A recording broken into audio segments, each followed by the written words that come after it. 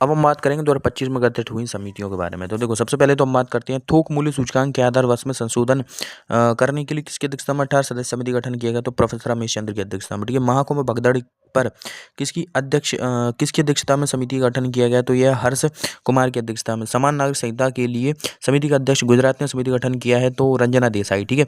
नए आयकर विधेयक की जांच के लिए, ठीक है, नया आयकर विधेयक जो कि 1 अप्रैल 2026 से लागू होने वाला है, की जांच के लिए किसकी अध्यक्षता में 32 सदस्यीय आयोग का गठन किया गया?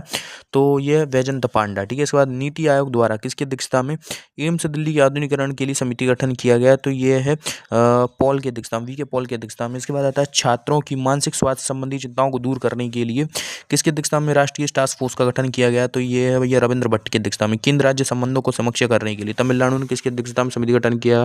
तो यह कुरियर है। ठीक है। कोई है कुरियन जोसेफ की अध्यक्षता में। ठीक है। केंद्र सरकार ने प्रवेश परीक्षाओं कोचिंग सेंटरों में निर्भरता की समीक्षा के लिए किसकी अध्यक्षता में समिति गठन किया? तो यह विनीत जोशी की अध्यक्षता में। और एयर इंडिया 171 विमान दुर्घटना की जांच समिति, इसकी किसकी अध्यक्षता के लिए समिति गठन किया गया? तो ये गोविंद मोहन, जो कि जो कि कौन है, गृह सचिव, इसकी अध्यक्षता में समिति गठन किया गया। देखो, कौन सा विमान था?